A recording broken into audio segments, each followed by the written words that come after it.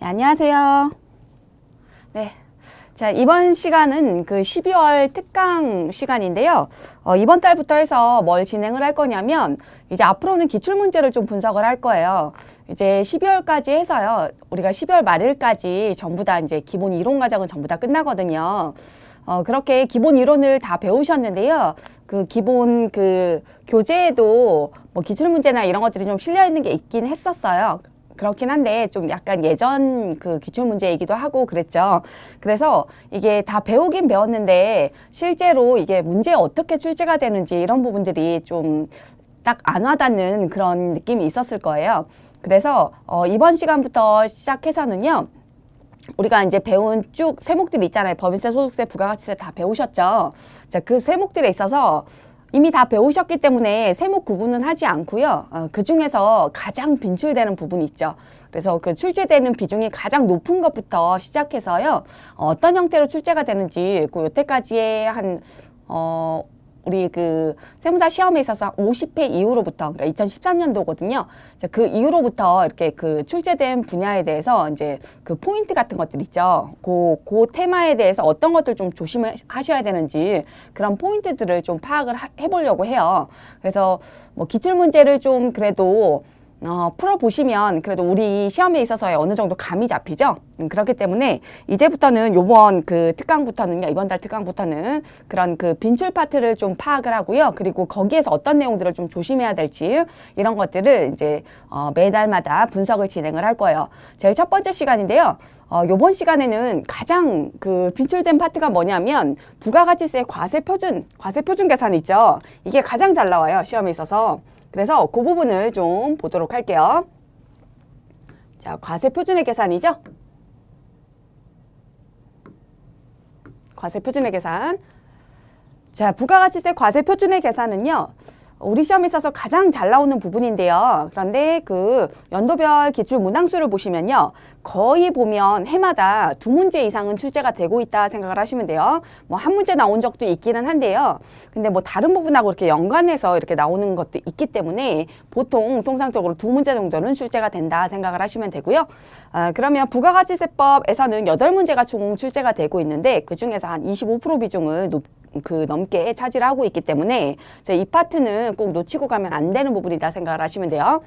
그리고 우리 그 시험 문제에 있어서 그 법인세, 소득세, 부가가치세였죠. 자, 거기서 28문제가 나오는데요. 자, 그 중에서 절반 정도는 계산 문제로 출제가 된다고 했어요. 그래서 총 토탈 14문제 정도가 계산 문제로 출제가 되는데요. 그런데 부가가치세법에서는 이 파트가 거의 계산 문제로 출제되는 부분이요. 그래서 여태까지 한 9개년치죠. 지금 보면 2013년도부터 시작해서 50회부터 분석을 했는데요. 9개년치에 있어서 말 문제로는 한 번밖에 출제가 되지 않았고요. 나머지는 다 계산 문제로 출제가 됐다 생각을 하시면 돼요. 그래서 계산 문제가 계산 문제 대비를 위해서도 좀 봐두셔야 되는 파트이고요. 자, 그리고 계산 문제는 거의 종합적인 내용을 다 물어봐요. 과세표준 계산해라 이렇게 나오기 때문에 과세표준 계산에 있어서 주의해야 될 사항들이 있겠죠. 그런 것들 다 알고 있어야 풀 수 있는 그런 문제들이 출제가 된다 생각하시면 되는데요. 근데 계산 문제가 다른 뭐 법인세나 소득세에서도 다 출제가 되잖아요. 절반 정도는. 그런데 부가가치세법이 계산 문제는 가장 풀기가 그래도 수월하다 생각하시는 그런 세법이요. 그렇기 때문에 부가가치세법상의 계산 문제는 꼭 다 맞추신다 생각을 하시고요. 그럼 한 2문제 정도는 맞추신다 생각을 하셔야 되고 이번 시간을 들으시면 자, 그럼 이제 포인트별로 분석을 해서요. 일단 뭐 여기서 문제에 물어보는 거는 과세표준을 계산하세요 이거예요. 과세표준 얼마예요? 이거예요. 자, 그런데 그 계산할 때 있어서 조금 그래도 주의해야 될 그 포인트가 있다는 얘기죠. 그 포인트별로 나눠서요. 어떤 사항들이 물어보고 있는 주요 내용인지 좀 분석을 해보도록 할게요. 자, 첫 번째로 물어보는 부분이요. 자, 이게 과세거래에 해당되는지 여부를 물어봐요. 과세거래인지 여부다 되어 있죠. 그래서 과세거래에 해당되냐 이게. 그러면 과세거래에 해당되지 않는다면 자, 그러면 과세표준에 들어가면 안 되겠죠. 과세거래에 해당이 된다면 그러면 과세표준에 들어가야 될 거고요. 과세표준에 들어갈 때 그 금액은 얼마로 넣어야 되냐 이런 것들이 문제가 되겠죠. 자, 그래서 일단 과세거래인지 여부 재화의 공고로 보지 않는 경우가 있었어요. 자, 재화의 공급으로 보지 않겠다. 담보 제공했다. 또는 사업의 포괄적 양도였죠. 사업 포괄적 양도 또는 사업 양도 이런 식으로 얘기를 하죠. 자, 이런 것들은 과세거리로 보지 않았잖아요. 부가가치세 과세 대상으로 아예 보질 않았죠. 그렇기 때문에 이런 것들이 있었다 하더라도 당연히 과세 표준에 들어가지 않겠죠. 자, 그 다음에 사업 양도인 경우에는요. 사업 양수자가 대리납부를 할 수 있었죠. 요 제도를 두고 있었죠. 그래서 그렇게 대리납부를 한 세액에 대해서는 그거는 재화의 공고로 봤었죠. 그래서 그 부분은 제외다 되어 있죠. 자, 이렇게 그 사업 양수자가 대리납부를 했다 이렇게 나오면 자, 그때는 그 금액은 과세 표준에 포함을 시켜줘야 된다 이거죠. 그러니까 그 사업 양도자의 과세 표준을 포함시켜줘야 된다 이건데요. 뭐 요거는 계산 문제는 잘 안 물어보는 부분이요. 자, 그 다음에 세금을 물납했다 이거죠. 자, 물납한 경우에도 얘도 재화의 공고로 보지 않았고요. 자, 그 다음에 각종 법에 따른 공매, 경매, 수용이 있었죠. 자, 이런 것들도 법에 따른 거, 그죠? 법에 따른 뭐 국세징수법에 따른 또는 민사집행법에 따른 또는 우리 그 수용에 관한 법 있었잖아요. 자, 그런 법에 따른 이런 공매, 경매, 수용도 재화의 공급으로 보지 않았고요. 자, 그 다음에 위탁 가공을 위해서 원자재를 무한 반출했다. 환거래, 외환거래 없이 원자재를 국외의 수탁 가공업자한테 그냥 보내줬다 이거죠. 대가를 받지 않고 보내줬다 이거잖아요. 무한 반출이라는 얘기는. 자, 그런 경우는 이 원자재 여전히 내 거다 그 얘기죠. 자, 그렇기 때문에 요 무한 반출, 원자재 무한 반출도 재화의 공급이 아니다 했었고요. 자, 근데 구체적으로는 영세율이 적용되는 경우, 자, 그때는 재화의 공급을 봤었는데요. 그건 영세율에서 또 보실 내용이고, 어쨌든 여기까지 나오면 이건 재화의 공급을 보지 않았다. 자, 그 다음에 도난이나 파손 등으로 인해서 재화가 멸실됐다, 망실됐다 이런 것들이 있었죠. 자, 이거는 이게 재화의 공급이란 얘기는 재화의 범위를 배웠잖아요. 재화의 범위에 해당되지 않는 거, 화폐 대용증권이라든지 수표어음 같은 화폐 대용증권 또는 상품권 이런 것들이 있었죠. 이런 것들이라든지 또는 주식, 채권 같은 이런 투자의 수단으로 쓰이는 거, 자, 이런 것들은 재화로 아예 보지를 않았었고요. 자, 그 외의 물건 또는 권리 이런 것들을 재화라고 봤었죠. 자, 그 다음에 공급이라고 얘기를 하려면 이게 과세 대상이잖아요. 재화의 공급이. 근데 공급이라고 보려면 쌍방관계가 있어야 된다 그랬어요. 자, 내가 재화라고 얘기하는 거, 재화의 범위에서 해당되지 않는 거 이런 것들은 과세 대상이 아닌 거고 재화라고 얘기를 하는 자, 그런 것들을 상대방한테 넘겨줬고요. 그리고 그 대가를 받아온 게 있어야 된다 했었죠. 자, 근데 이게 쌍방관계가 이루어지지 않으면 자, 그러면 재화의 공급이 아닌 거예요. 과세 대상이 아닌 거예요. 자, 그래서 도난, 파손 등으로 인한 재화의 멸실이다. 자, 그냥 도난당해서 없어졌다 이거죠. 대가를 받아오고 이런 게 아니죠. 자, 그렇기 때문에 얘는 쌍방관계가 없다. 대가가 없다. 자, 그래서 재화의 공급, 과세 대상이 아니다 이 얘기고요. 자, 그 다음에 손해배상금도 잘 나오죠. 자, 손해배상금을 받았다 또는 위약금을 받았다 이런 경우죠. 자, 이런 경우도 내가 공급을 하기로 했어. 재화를 이렇게 공급하기로 했는데요.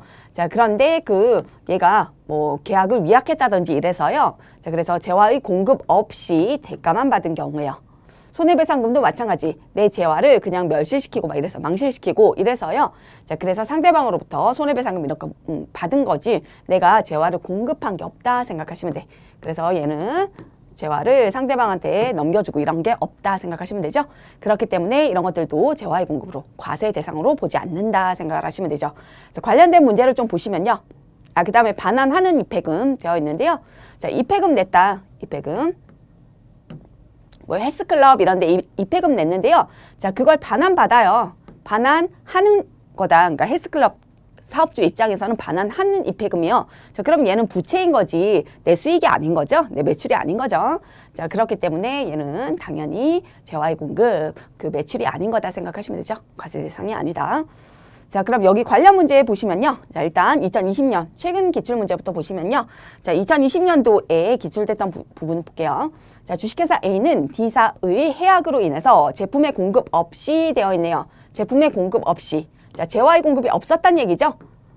자, 재화 준 게 없다. 없이 받은 손해배상금이 있다. 300만 원 수령했는데요. 자, 이 수령한 손해배상금 내 과세 표준에 포함해야 하네요. 포함하지 않죠.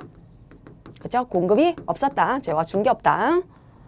자, 그 다음에 두 번째로요. 2019년도 문제인데요. 자, A라는 제품을 자, 얘를 무에게 공급하기로 계약을 체결했다. 자, 근데 무가 일방적으로 이를 해지함에 따라 위약금으로 받은 금액이 20만 원이 있대요. 자, 위약금으로 받은 위약금. 자, 얘 내 과세 표준을 포함해야 하네요. 포함하지 않죠. 그죠? 자, 내가 뭔가 공급한 게 없잖아요. 제품을 공급하기로 한 건데, 자, 근데 계약이 그냥 해약이 돼서요. 그래서 상대방이 해약을 했죠. 그래서 그냥 위약금 받은 것 뿐이다. 자, 그럼 쌍방관계 없잖아. 재화가 관계 없잖아요. 그렇기 때문에 나한테 과세 표준으로 들어가지 않는다. 얘는. 자, 수익으로 들어가는 건 들어가죠. 근데 여기서 과세 표준이라는 거는 매출액 같은 개념으로 생각하시면 된다 그랬어요. 나의 매출액 아니죠. 나의 그냥 잡이익 이런 식으로 잡히겠죠. 자, 그 다음에 세 번째로 보시면요. 2017년도 기출문제인데요. 자, 첫 번째 보시면 상속세를 물납했다 되어 있네요. 자, 조세 물납. 얘는 과세 대상이 아니라 그랬죠. 재화의 공고를 보지 않는다. 그래서 얘도 과세 표준에 포함하지 않는다. 자, 그 다음에 두 번째 보시면요. 사업용으로 사용하던 화물 자동차를 50만 원에 매각했다. 자, 매각이야, 매각. 50만 원 대가를 받고요. 자, 그리고 화물 자동차. 뭐 화물 자동차든 뭐든 간에 승용 자동차든 얘는 재화 맞잖아요. 재화 범위에 제외되는 거 아니죠? 재화 맞고요. 자, 대가를 받고 상대방한테 넘겨준 거예요. 자, 이러면 얘는 재화의 공급이 맞죠. 재화의 공급이 맞다. 자, 실질 공급에 해당되죠. 지금 대가 관계가 있다는 얘기는 실질 공급에 해당된다는 얘기죠.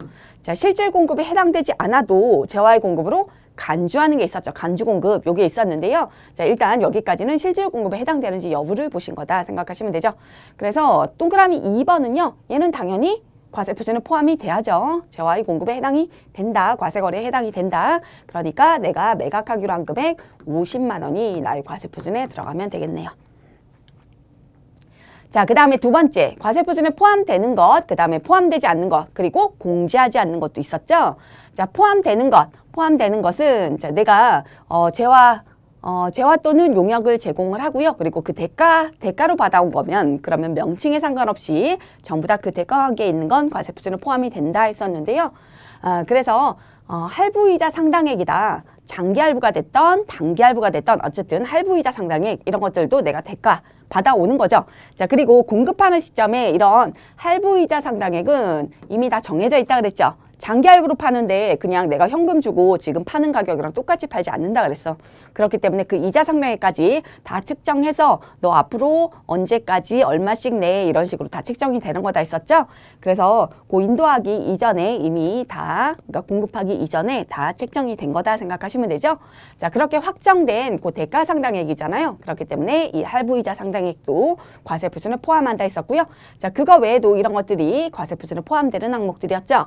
자, 그런데 포함되지 않는 것에 자, 요 동그라미 1번 포함되는 거 이자 상당액 있잖아요. 할부이자 상당액. 자, 얘랑 비교하셔야 될 게 연체이자이죠.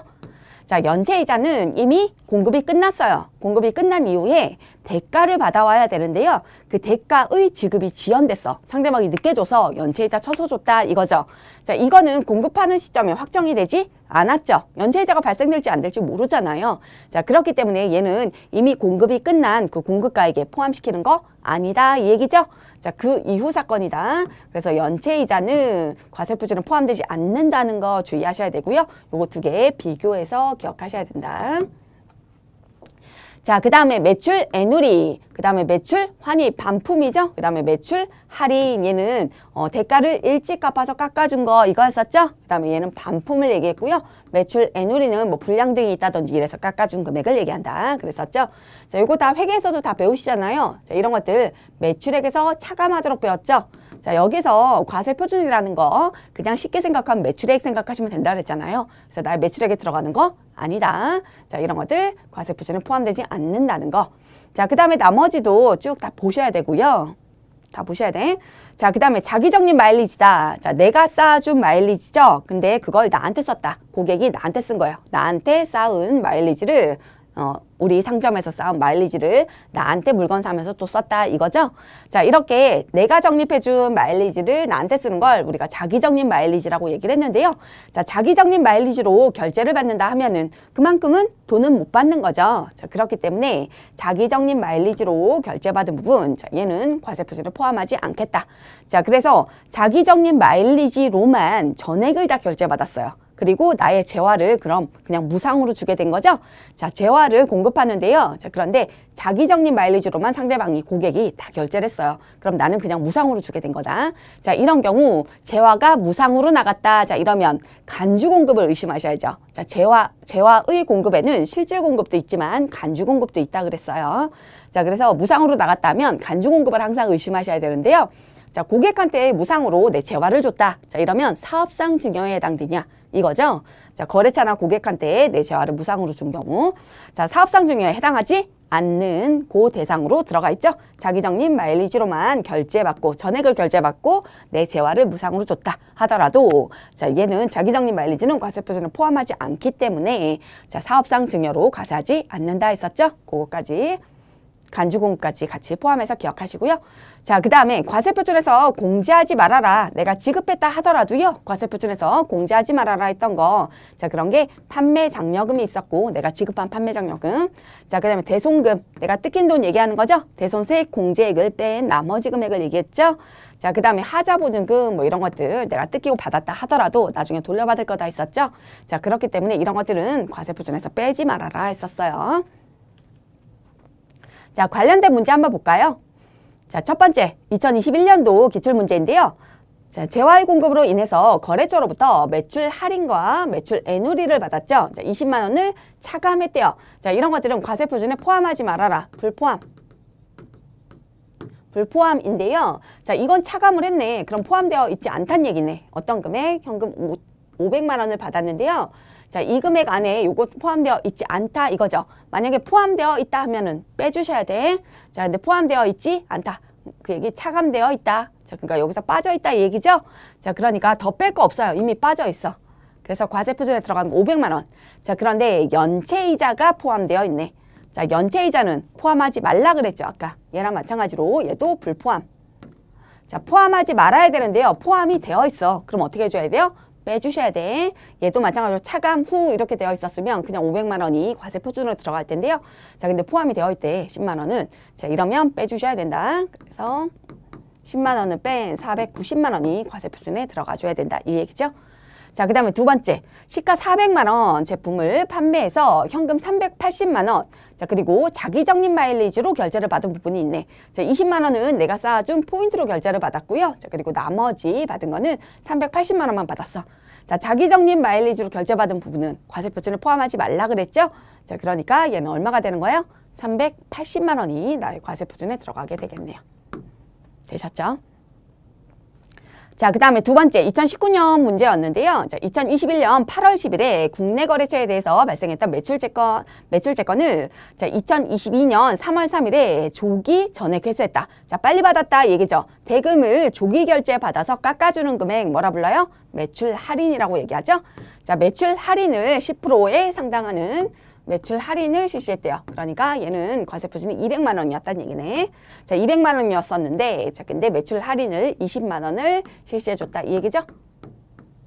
그래서 180만 원이 과세표준에 들어가는 거겠네요. 자, 매출 할인. 자, 근데 보시면요.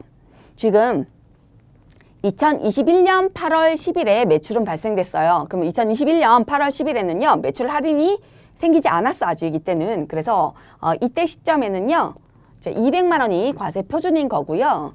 자, 그리고 매출 할인을 실제로 해준 거. 할인일이 속하는 그 과세 기간에 매출세액에서 빼셔야 돼. 아니, 그 과세 표준에서 빼셔야 돼. 매출 할인액은. 환입이 일어났으면 환입한 그 과세 기간에 과세 표준에서 빼셔야 돼. 자, 그래서 요 매출 할인이 20만 원 이렇게 발생이 됐는데요. 자, 얘는 언제의 과세 표준에서 빼셔야 된다? 빼시는 거는 2022년 3월 3일에 발생됐죠? 그래서 2022년 1기 예정 때 빼셔야 돼. 그죠? 그러니까 이렇게 같이 일어나는 게 아니에요. 자, 매출 요거 200만 원. 얘는 2021년 2기 예정 때. 자, 그 다음에 매출 할인 20만 원은 2022년 1기 예정 때. 자, 이렇게 나눠주셔야 된다. 관련 문제는 다 핸드아웃 자료로 다 넣어놨어요. 그래서 그 문제 쭉 풀어보시면 돼요. 자, 그 다음에 세 번째 2018년도 제 55회 문제인데요. 보시면 2022년 5월 1일에 인도를 완료한 재화의 공급에 대해서 그 대가 지급이 지연되었어. 자, 연체이자 나오겠네. 자, 연체이자 100만 원을 수취했다 하더라도 나의 과세 표준에 들어가는 거 아니다 했었죠? 그래서 과세 표준 포함하지 않는다. 불포함. 자, 그 다음 네 번째. 2017년도 문제인데요. 자, 공급에 대한 대가의 지급 지연. 연체이자 또 나네. 자, 연체이자 계속 나오죠? 자, 그렇다 하더라도 나의 과세 표준에 포함하지 않는다. 그래서 포함되는 것, 포함되지 않는 것. 그 다음에 공제하지 않는 것. 판매 장려금이 잘 나오죠? 공제하지 않는 것. 자, 되셨죠? 그 다음에 세 번째 테마는요. 간주 공급 관련된 거 잘 나와요. 자, 간주 공급에 일단 해당되냐 안 되냐 잘 물어보고요. 그 간주 공급에서 제외되는 것들이 있었잖아요. 그런 것들 특히나 사업상 증여가 잘 나와요. 간주 공급에 해당되지 않는 걸로 사업상 증여가 잘 나오고, 자, 그리고 그거 외에도 만약에 간주 공급에 해당이 된다면 얼마로 과세해요? 재화의 간주 공급 해당되면 시가로 과세한다 그랬었죠? 그래서 시가로 과세하는데요. 그런데 감가상각자산이다. 자, 그런 경우는 자, 감가상각자산은 감가율을 고려해서 그 중고 가격 같은 것들, 중고 시세 있죠? 그런 가격을 계산한다 했었죠? 그래서 요 간주시가라고 불렀던 거, 시가로 간주하는 중고 가격이다 생각하시면 된다 그랬잖아요.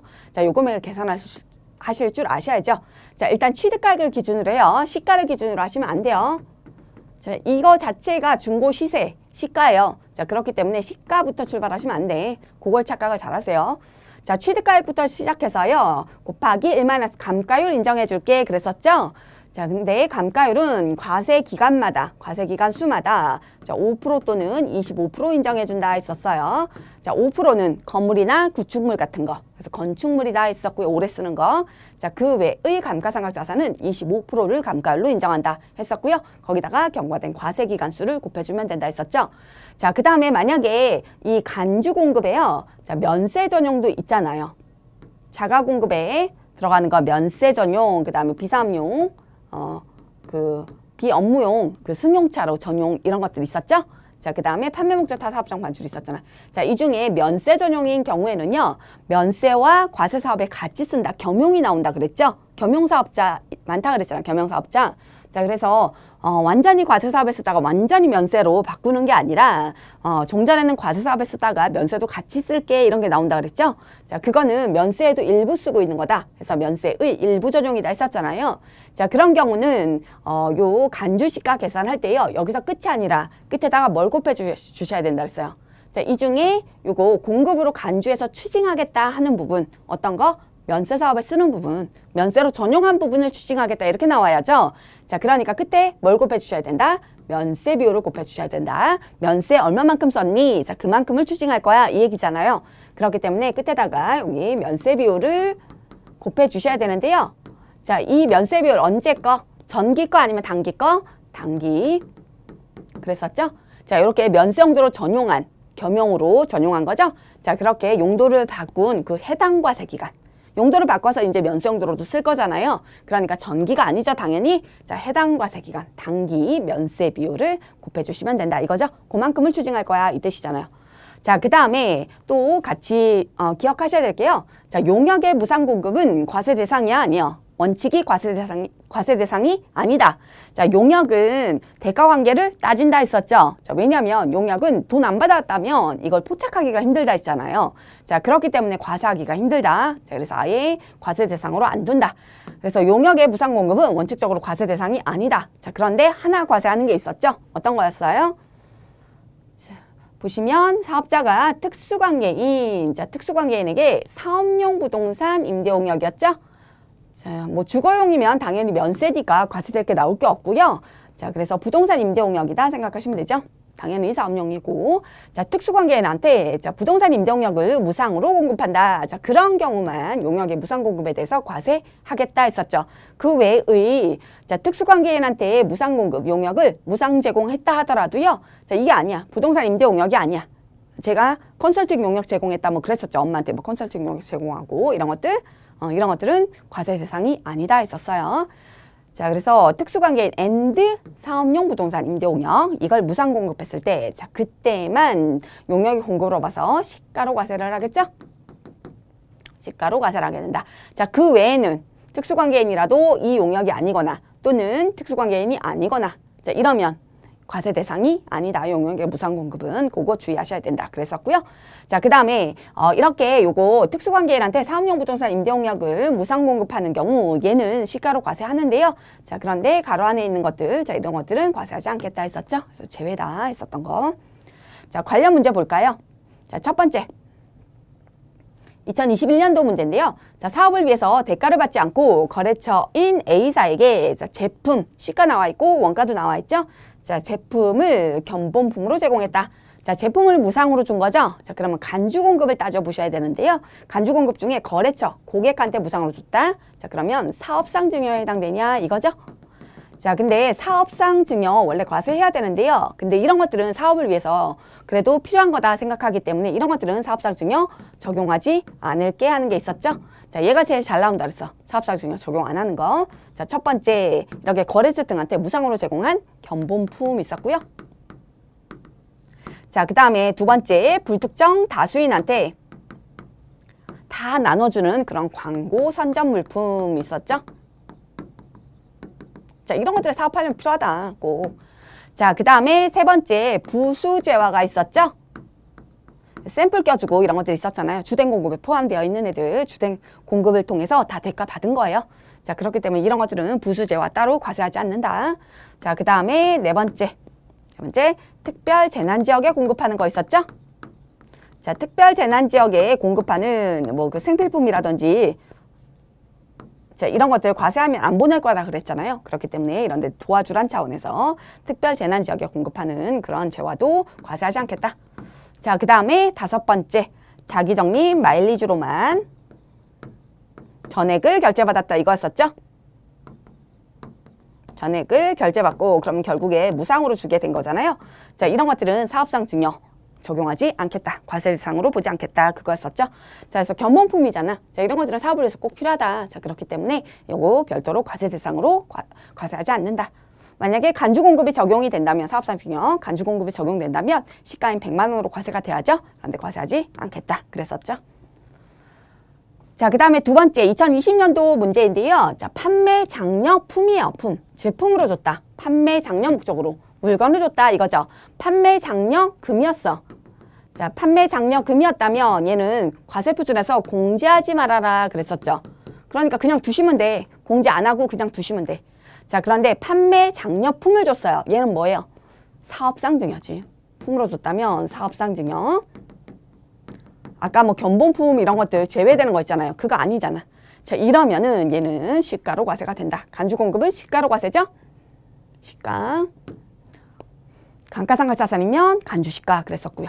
자, 그리고 매입세 공제도 받았대잖아요. 자, 원래 간주 공급 규정이 적용되는 거 원칙은 당초에 매입세 공제를 받았던 게 이렇게 뭐 대가를 받지 않고 이렇게 사업에 쓰이지 않고 이랬으면은 어떤 요건이 갖춰졌을 때 그때 과세를 하는 거였죠. 자, 그 다음에 세 번째 보시면요. 2019년도 문제인데요. 자, 장려금을 지급했네요. 자, 장려금 지급한 거는 과세표준에서 공제하지 말아라 그랬었고요. 그러니까 그냥 두시면 돼. 공제 안 하고 그냥 두시면 돼. 지급했다 하더라도. 자, 그 다음에 제품을 준 게 있네요. 자, 제품 원가 100만 원, 그 다음에 시가 150만 원 장려품으로 지급했다. 자, 장려품 사업상 증여라 했었죠? 간주공급 사업상 증여에 해당이 된다. 그렇기 때문에 시가인 150만 원이 과세표준에 들어가 줘야 된다. 자, 그 다음에 네 번째도 견본품 나왔죠? 자, 견본품 아까 나왔었죠? 자, 견본품은 사업상 증여 적용하지 않는다 그랬었죠. 그렇기 때문에 얘는 과세표준에 포함될 거 없고요.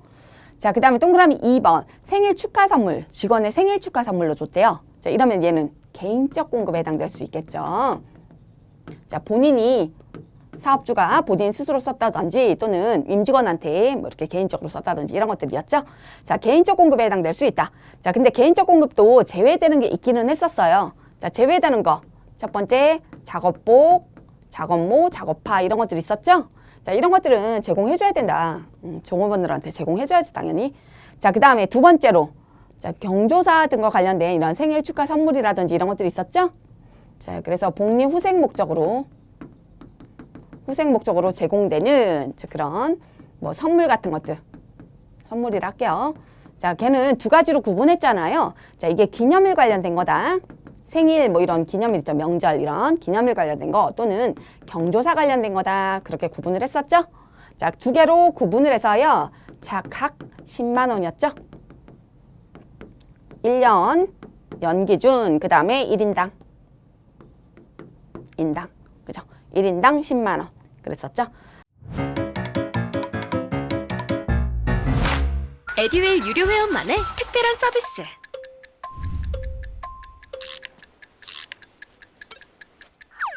하치하차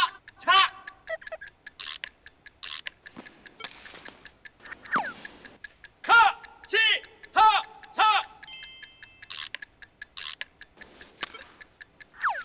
정답! 같이 하자 친구야 에듀윌 유료 회원!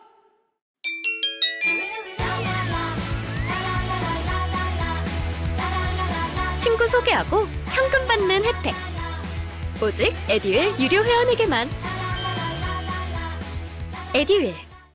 근데 보니까 얘는 생일 축하 선물 기념일 관련된 거네요. 기념일 관련해서 개인적 공급이 일어났는데요. 자, 그런데 보니까 시가가 10만 원 넘어가네. 각각 10만 원까지는 괜찮다 했는데 10만 원 넘어가죠? 자, 그래서 얘는 시가로 과세가 되겠네. 개인적 공급이 적용된 거죠? 자, 그 다음에 다섯 번째. 자, 판매 장려 물품 또 나왔어. 자, 판매 장려품이다. 자, 이러면 사업상 증여다 했었죠? 사업상 증여에 해당이 되기 때문에 자, 시가인 100만 원으로 과세, 간주 공급. 자, 그 다음에 여섯 번째 보시면요. 자, 거래처에 설 명절 선물로 사용할 물품을 구입했어요. 애초부터 얘는 접대 목적으로 매입을 했다 이거죠? 자, 그럼 접대 목적 매입이니까 접대비 관련 매입세금 불공제이죠? 자, 그래서 매입세 공제를 받지 않았다. 자, 불공제 원칙대로 처리했네. 자, 불공제 처리를 했기 때문에 거래처에 선물로 줘도요. 간주 공급 적용돼야 안 돼요? 적용 안 된다. 자, 간주 공급은 원칙이 당초에 매입세 공제받은 재화를 사업에 쓰지 않았을 때 적용이 되는 거다 했었죠? 자, 근데 얘는 애초에 매입세 공제를 받지 않았잖아. 그죠? 예외적으로 뭐 그 영세로 적용받고 매입한 재화도 포함되긴 해요. 근데 그거는 잘 안 물어봐요, 거의. 자, 그렇기 때문에 간주 공급은 매입세 당초에 매입세 공제를 받은 재화가 대상이다 생각을 하시면 되죠? 자, 그래서 애초에 매입세 불공제를 받았기 때문에 거래처에 접대 목적으로 이렇게 쓴다 하더라도 사업상 증여 적용하지 않는다. 근데 그 물품이 남았대요. 남아서 종업원한테 선물로 줬다. 자, 그러면 개인적 공급에 해당이 되겠죠? 개인적 공급도 간주 공급이잖아. 적용하지 않겠다 이 얘기죠. 당초에 불공제됐기 때문에 매입세기. 자, 그 다음에 일곱 번째. 자, 특수관계인인 을에게 자, 스스로 제조하는 과세 대상 전자제품 무상으로 제공. 자, 제품이죠. 자, 재화를 특수관계인에게 무상 제공했네요. 자, 이러면 무상, 재화가 무상으로 나갔다. 간주 공급 따지셔야죠. 자, 특수관계인 개인적 공급에 해당되겠네. 자, 개인적 공급 제외되는 사유에 해당되지 않잖아요. 그러니까 시가로 과세. 그래서 시가 500만 원. 자, 그 다음에 두 번째. 거래처의 무상으로 견본품을 제공. 자, 견본품이네. 견본품이면 사업상 증여 적용하지 않는다 했었죠? 그러니까 과세 대상 아니다. 자, 그 다음에 세 번째. 자, 제품인데요. 자, 직매장으로 반출했어요. 판매 목적 타사업장 반출이죠? 자, 판매 목적 타사업장 반출. 자, 얘는 자, 그 재화의 간주 공급 중에 자가 공급에 해당이 됐었죠. 자, 근데 판매 목적 타사업장 반출로 과세하지 않는 케이스 어떤 경우? 자, 주사업장 총괄납부나 또는 사업자 단위 과세를 적용받고 있다. 자, 그런 경우는 요거 과세하지 않겠다 했었죠. 자, 이거 과세하지 않아도 그래도 얘네들은 세액이 조정이 된다. 자, 그렇기 때문에 굳이 이거 과세할 필요 없다 했었죠. 자, 근데 거기에 해당하지 않는데요. 자, 그런 경우에는 얘는 적용이 돼야죠. 간주 공급 규정이 적용이 돼야죠.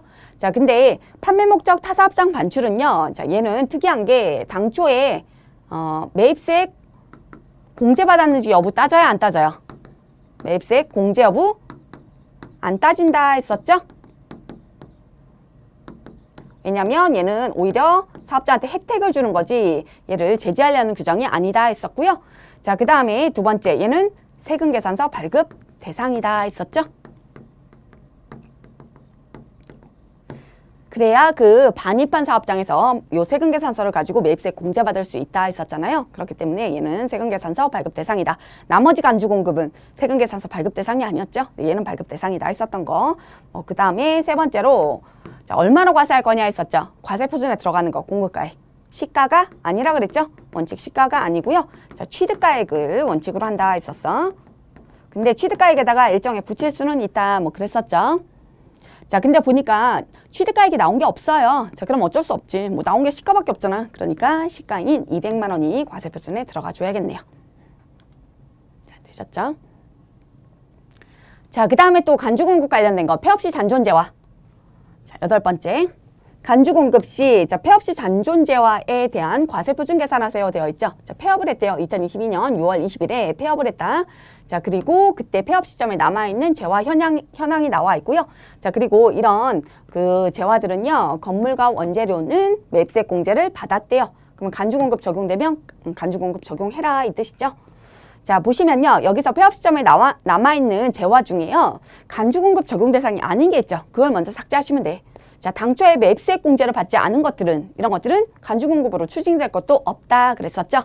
자, 토지는 원래가 면세이잖아. 면세이기 때문에 매입세 공제 받지 않죠, 애초부터. 자, 그러니까 얘는 토지 같은 경우에는 간주공급도 적용될 게 없다. 자, 그 다음에 또 보니까 주 2에 보니까요, 자, 차량에 대해서, 자, 차량은 개별소비세법에 따른 자동차로서 취득세 매입세 공제를 받지 않았다. 자, 불공제가 됐잖아요, 애초에. 자, 이러면 추징할 것도 없다. 그럼 건물하고 원재료만 계산하시면 돼.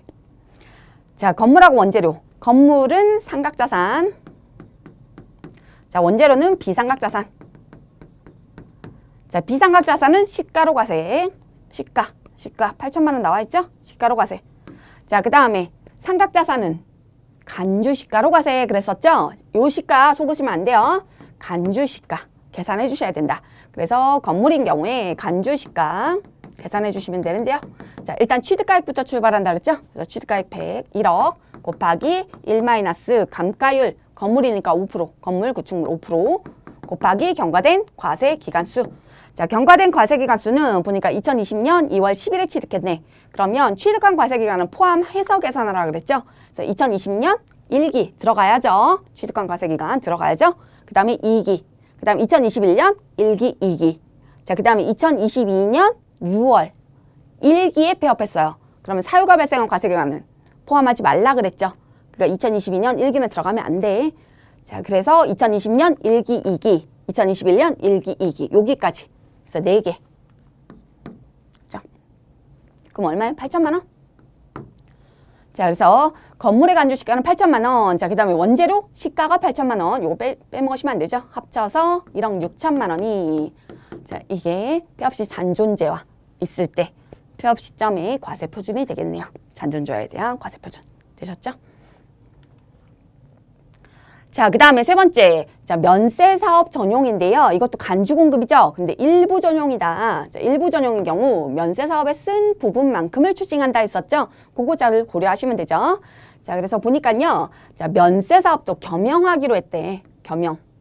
아예 면세 용도로 바꿨다 이게 아니죠. 종전에는 과세사업만 하고 있었기 때문에 이런 재화들 과세사업에만 썼다. 자, 그러다가 면세도 겸용하게 됐다. 자, 그러면 같이 쓰겠다. 함께 사용하게 되었다. 되어 있죠. 그래서 면세 용도도 같이 쓰는 면세도, 그러니까 면세로 일부 전용이 됐다 이 얘기죠. 겸용이다. 겸용. 과면세 겸용.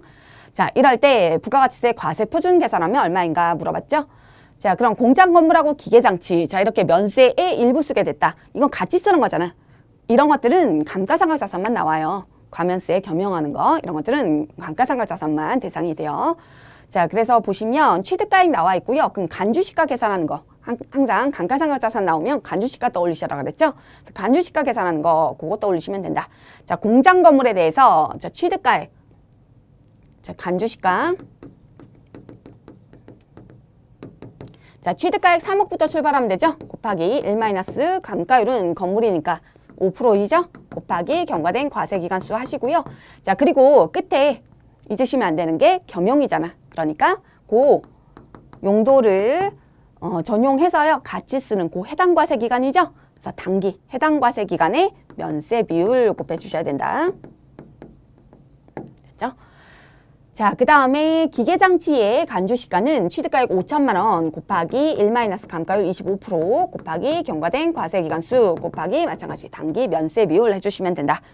자, 그러면 경과된 과세기간수. 자, 공장 건물. 아까랑 비슷하네. 자, 2020년 1기 중에 취득. 그럼 취득한 과세기간은 포함. 그래서 2020년 1기, 2기, 2021년 1기, 2기, 그 다음에 2022년 4월 1일부터 했으니까 2022년 1기는 들어가면 안 되죠? 자, 그래서 4개. 자, 그 다음에 기계장치. 2021년 1기 중에 취득. 그럼 2021년 1기 들어가야죠? 그 다음에 2기, 그 다음에 2022년 1기는 들어가면 안 된다 그랬어? 그래서 2개. 그 다음에 단기 면세 비율은 몇 프로예요? 단기. 2022년 1기가 단기죠? 자, 단기의 면세 비율. 자, 토탈 총 공급가액은 4억 원인데요. 자, 그 중에 면세 공급가액 5천만 원에 해당되는 거. 자, 그래서 4억 원 중에 5천만 원. 이렇게 계산해 주시면 되죠. 자, 그럼 뭐 계산은 하시면 되죠. 80% 남아 있는 거죠. 2억 4천에 주시면 3천만 원 나오고요. 자, 밑에 거는 얼마 나와요?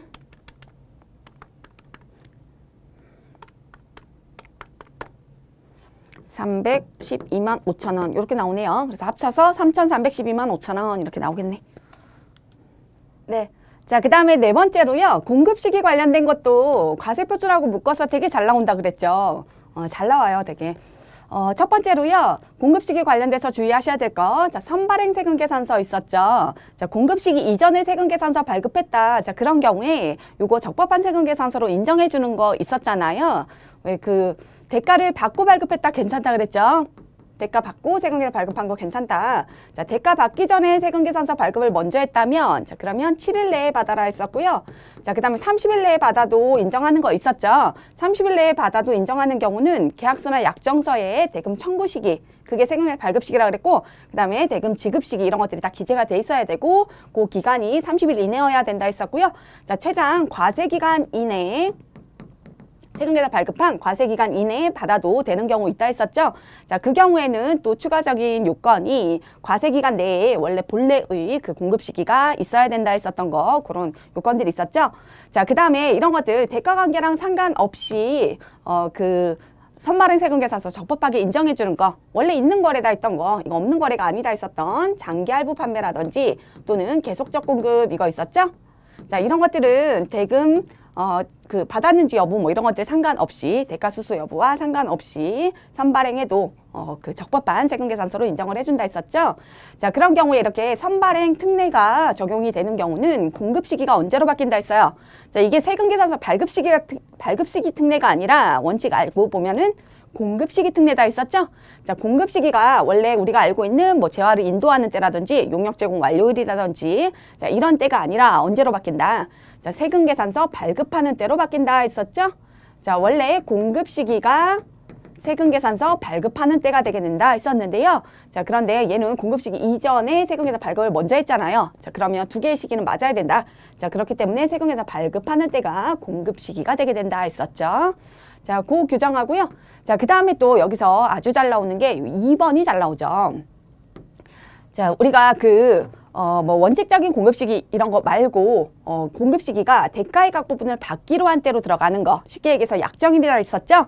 대가의 각 부분을 받기로 한 때, 받기로 한 그 대가의 각 부분을 과세를 한다, 과세 표준을 넣는다 했었던 거. 그래서 쉽게 얘기하면 약정일에 약정액만큼 과세하겠다 했었던 그 네 가지 있었잖아요.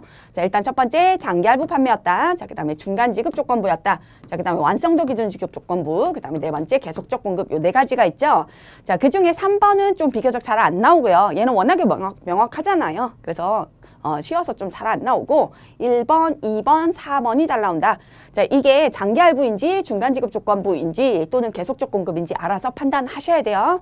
자, 그렇게 판단하시고요. 여기에 해당이 된다면 자, 그때는 공급 시기가 약정일이 되게 되고 대가의 각 부분 받기로 한 때. 자, 그리고 과세 표준은 공급가액, 과세 표준은 그 약정액이 되게 된다. 받기로 한 대가의 각 부분. 자, 그게 되게 된다. 자, 그래서 그만큼을 그 과세 기간에 맞는 과세 표준을 넣어줘야 되기 때문에 과세 표준 문제에 있어서 계산 문제에 같이 포함해서 아주 잘 나온다 했었죠. 자, 그럼 관련 문제 보시면요. 자, 첫 번째 2019년도 문제였죠. 자, 보시면 국내 거래처에 AA 제품 2천만 원에 장기 할부로 매출했다. 이렇게 알려주는 케이스 그렇게 많지 않아요. 장기 할부다 이런 것들 알려주는 케이스 별로 없고요. 그냥 보면 뭐 대가는 어떻게 받기로 했다 뭐 이런 식으로 나오면 그거 보고 판단하셔야 돼. 장기인지 단기인지 이런 것들. 자, 그래서 장기 할부로 매출을 했고요. 대금 회수는 매년 말. 자, 매년 말. 자, 이게 언제요? 약정일이 되게 된다. 이거죠? 약정일. 약정일은 매년 말. 자, 1,000만 원씩 2년 동안 회수하기로 했다. 자, 2년. 자, 대가를 2회 이상 나눠서 받고요. 자, 그 다음에 그 기간이 1년 이상이다 했었죠? 자, 그래서 재화를 인도했다면 재화 인도일의 다음 날부터 최종 할부금 받는 때까지, 받기로 한 때까지 기간이 1년 이상. 자, 그런 경우 엔드. 자, 그런 경우를 우리가 장기 할부라고 한다. 자, 2회 이상 나눠봤죠. 2년 동안 했으니까 2회 이상, 2회이잖아요. 자, 그 다음에 기간은 2년이 걸리겠죠. 그래서 1년 이상 되네요. 자, 회사는 현재 가치로 매출 5,735만 5,400원을 잡고요. 그 다음에 현재 가치 할인 차금, 이자 상당액이다 이거죠. 현재 가치 할인 차금은 이자 상당액인 거잖아요.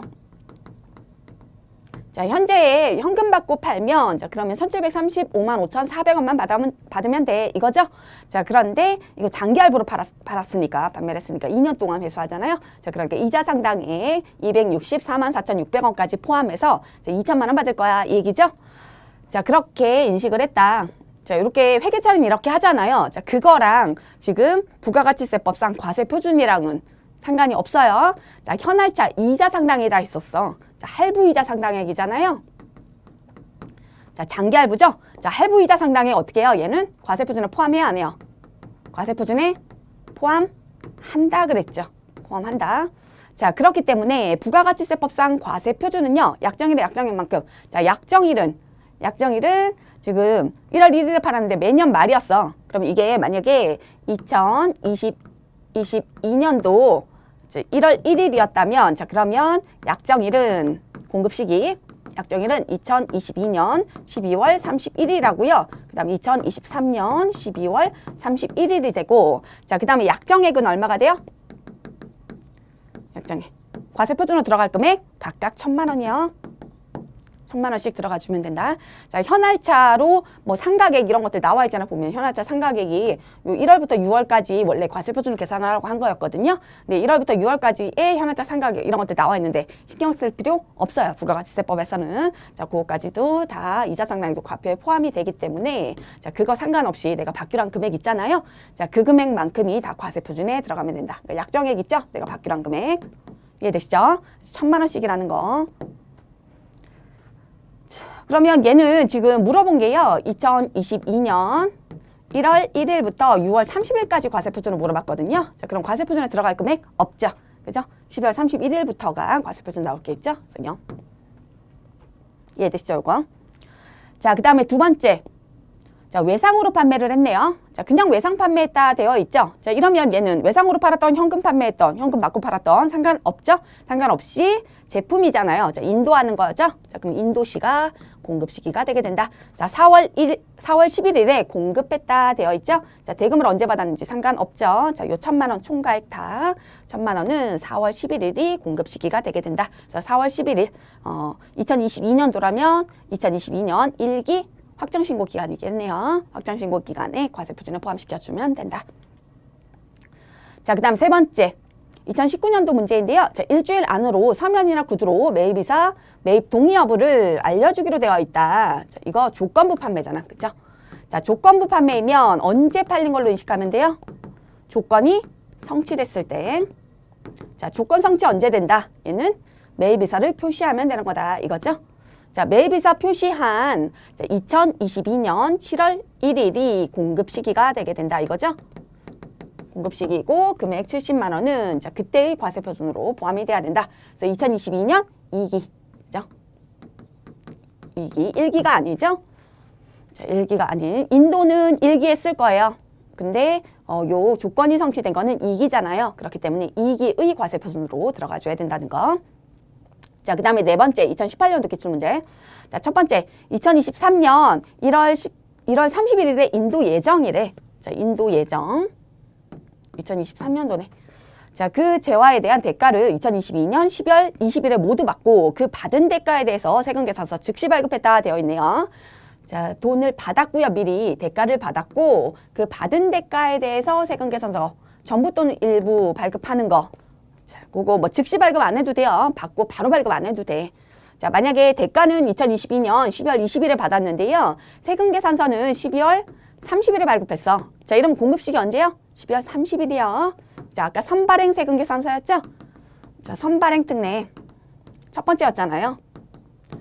자, 선발행 세금계산서, 요 세금계산서 인정하는 케이스에 들어가죠. 대가 받고 발급했다 괜찮다 했죠. 자, 그런 경우에 즉시 발급 안 해도 괜찮아. 옛날에 즉시 발급했어야 됐는데 지금은 그렇지 않다. 자, 그러면 그 세금계산서 발급하는 때가, 자, 그때가 공급 시기가 되게 된다 했었죠.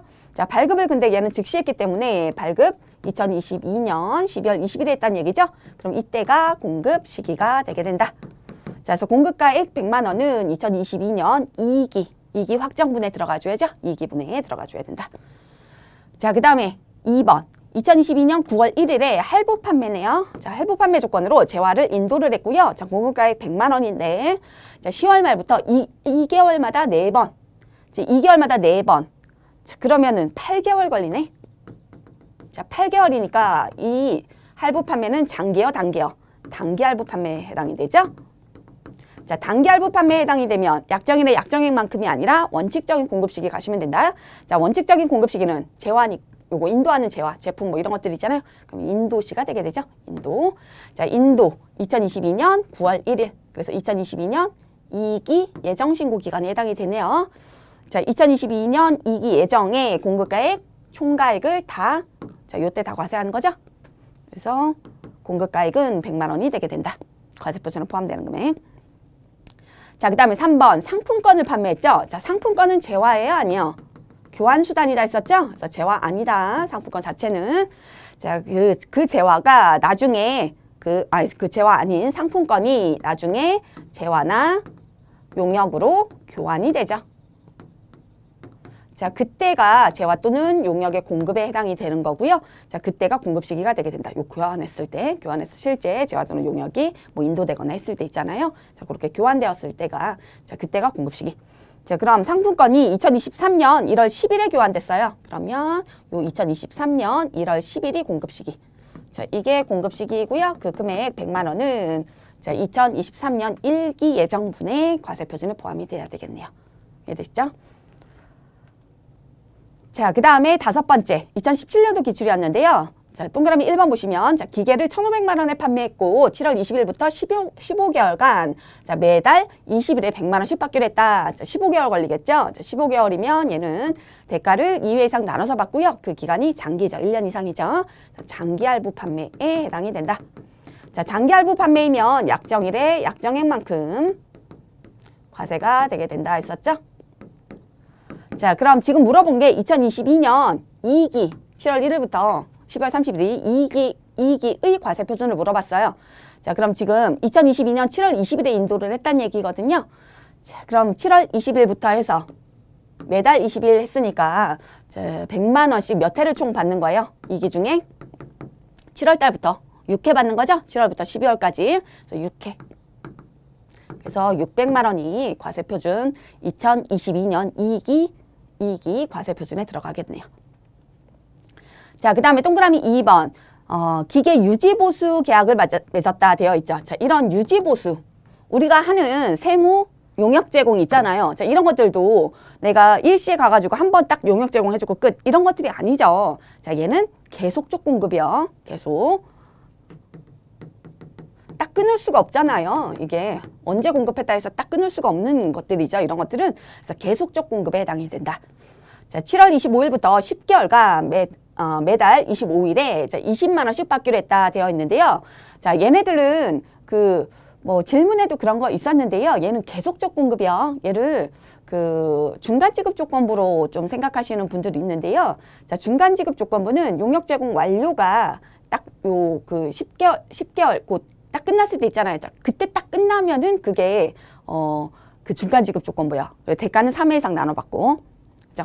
약간 애매한 건 있는데요. 그렇긴 한데 이런 것들은 이런 유지보수 계약이라든지 우리가 제공하는 세무 대리 용역이라든지 이런 것들은 계속적으로 공급하고 있잖아요. 매일매일 뭐 얼마만큼만 하는지 이런 것들 측정하고 뭐 이런 게 아니죠. 그때까지 딱 끝내줘야 된다 이게 아니죠. 계약 기간 동안 계속적으로 제공을 해줘야 되는 거다 이거죠. 자, 그렇기 때문에 계속적 공급에 해당이 돼요. 뭐 계속적 공급이든 중간 지급 조건부든 어쨌든 얘는 공급식이 언제요? 약정일에 약정액만큼 과세한다 했었죠? 얘도 마찬가지. 약정일에 약정액만큼이면 뭐 이거 10개월간이니까 장기할부 아니네 이런 식으로 생각하시면 안 돼요. 그렇죠? 장기할부는 재화의 인도라든지 용역이면 용역 제공 완료가 먼저 일어나는 거다 했었죠? 먼저 일어나고 대가를 1년 이상 나눠서 받고 2회 이상 분할해서 받고 이런 경우가 장기할부 그랬었잖아요. 그래서 이런 것도 장기할부 아니에요. 자, 그래서 2번은요. 계속적 공급에 해당되고 마찬가지로 장기할부나 마찬가지로 약정일에 약정액만큼 과세를 한다. 자, 그러면 약정일 도래한 거. 자, 약정액은 매달 20만 원이었고요. 자, 약정일이 도래한 거는 7월 25일부터 10개월간 매달 25일. 그럼 7월 25일부터 6개월 다 들어가겠네. 2022년 이익이 다 들어가겠죠? 그래서 6회에 해당되죠. 그래서 120만 원. 그래서 합치면 720만 원. 720만 원이 2022년 이익이 과세 표준에 들어가겠네요. 자, 그 다음에 6번째 2016년도 기출이었는데요. 자, 2022년 4월 20일에 제품을 공급은 요때요. 인도는 이때 일어났다 이 얘기죠. 자, 근데 대금은 4월 말일부터 매월 100만 원씩 7개월 동안 받기로 했다. 자, 100만 원씩 7개월. 자, 이미 인도가 끝났어. 인도 끝난 이유는 장기할부인지 보시면 된다 그랬었죠. 자, 근데 장기할부 해당이 되나요? 자, 2회 이상은 해당이 되죠. 대가 2회 이상. 요건 해당이 되는데요. 자, 근데 1년 이상에 해당되지 않죠? 그러니까 얘는 단기할부에 해당이 되는 거죠. 자, 단기할부에 해당이 되면 그냥 인도일, 원칙적인 공급 시기. 자, 인도일에 전액이 다 과세. 그래서 700만 원이겠죠? 100만 원씩 7개월이니까. 자, 700만 원에 해당되는 금액이 2022년 1기 확정 신고 기간의 과세 표준에 포함이 돼야 되겠네요. 자, 다음 페이지 19페이지죠, 교환. 자, 네 번째 공급시기 관련해서 7번째죠. 2016년도 기출이었는데요. 자, 다음과 같이 대금을 회수하기로 했고 잔금 수령일에 기계 설비를 인도하는 계약을 했다. 자, 잔금 수령일에 인도를 한대요. 자, 이런 경우는 얘는 중간 지급 조건부나 또는 완성도 기준 지급 조건부인지 보셔야 돼요. 자, 이건 나중에 나간다 그랬죠? 재화 인도라든지 또는 용역 제공 완료가 나중에 일어나는 것들을 얘기한다. 장기할부랑 다르다 했었죠. 자, 근데 보니까 완성도 이런 건 없잖아요. 그러면 중간 지급 조건부에 해당되는지 보시면 된다. 자, 중간 지급 조건부는 대가 3회 이상 나눠받아라. 그랬었죠. 계약금을 제외하고 대가를 분할해서 받아라. 그러니까 총 토탈 3회 이상 나눠서 받아라. 자, and 6개월 이상 그랬었죠. 자, 6개월 이상. 지금 보시면 인도를 했잖아요. 자, 인도일의 다음날, 그럼 12월 2일부터 시작해서요. 인도일의 다음날 12월 2일부터 시작해서 잔금, 재화를 인도가 나중에 했었죠. 보통 보면 잔금 치르면서 인도를 하거든요. 그래서 그 인도하는 날까지의 기간. 자, 인도 예정일이잖아요. 자, 인도하는 날까지의 기간이 6개월 이상인지 보시면 되죠. 그럼 12월 2일부터 시작해서요. 자, 인도는 원래가 잔금 수령일에 인도하기로 했어. 그럼 7월 1일까지 생각하시면 돼. 그럼 7개월이잖아. 그죠? 7개월이기 때문에 6개월 넘어가네요. 자, 그래서 중간 지급 조건부에 해당이 된다 이거죠. 중간 지급 조건부에 해당이 되면 자, 약정일에 약정액만큼 과세하겠다 했었죠. 대가를 갖고 보면 받기로 한 때, 받기로 한 대가가 과세 표준이 되게 된다. 자, 그럼 지금 물어본 게요. 2022년 1기의 과세 표준을 물어봤어요. 그럼 1기에 들어가는 거. 자, 약정일 도래한 거. 얘는 2021년 2기죠. 그 다음에 요 두 개가 자, 일단 첫 번째 들어가죠. 2022년 3월 1일. 2022년 1기에 해당이 되죠. 그죠? 자, 그 다음에 잔금은 2022년 7월 1일이야. 자, 그러면 원래 2기잖아, 2기. 약정일로 따지면. 자, 그런데 요 중간 지급 조건부나 완성도 기준 지급 조건부 있잖아요. 자, 여기에 있어서 주의하셔야 될 게, 자, 이렇게 원래 잔금을 치르면서 보통은 넘겨요. 재화를 인도하다든지 용역 제공 완료가 그때 일어나요. 자, 그런데 그 이전에 실제 재화 인도라든지 또는 용역 제공 완료가 일어났다? 자, 이러면 다 끝난 거야. 이 시점으로 해서. 실제 원래 공급시기가 이거잖아요. 그래서 재화 인도가 됐다. 잔금 이전에. 약정일 이전에. 자, 재화가 인도가 됐다 또는 용역 적용 완료가 됐다 그러면 그날로 다 끝나는 거다. 자, 그래서 공급 시기 언제냐? 이때요, 이때. 잔금의 공급 시기가 얘는 중요한 거였어.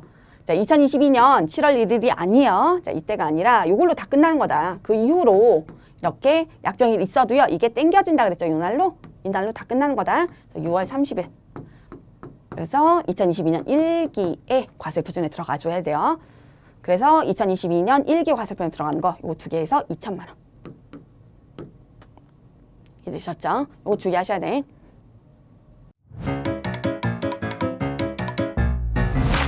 에듀윌 유료 회원만의 남다른 서비스.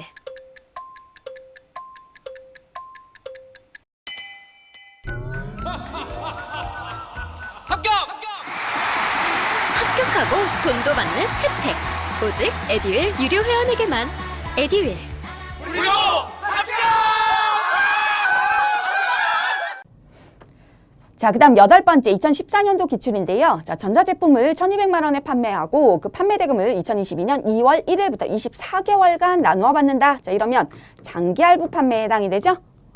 24개월 2년 걸리잖아. 장기할부 판매에 해당이 되죠. 자, 그래서 매월 10일에 50만 원씩 받기로 했다. 자, 그러면 50만 원 곱하기 몇 회 받는 거냐? 자, 지금 보니까 2022년 1기 과세표준 물어봤어요.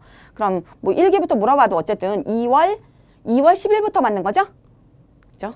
2월 1일부터 24개월간 했으니까. 자, 그래서 2월 10일부터 받을 거니까 다섯 번 받겠죠? 2월부터 6월까지 5회 받겠네요. 자, 그래서 1기 과세표준에 들어가는 건 250만 원. 이렇게 되겠죠? 자, 그 다음에 5번째 주제. 5번째는 자, 대가를 외국 통화, 외국환 이런 걸로 받는 경우, 달러나 뭐 엔화 뭐 이런 것들을 받는 경우 거의 달러가 나와요. 자, 외국 통화로 받는 경우다. 자, 이런 경우는 우리나라 돈으로 원화로 환산을 해줘야 될 거다 했었죠. 자, 환산해서 과세표준을 계산을 해야 될 건데요.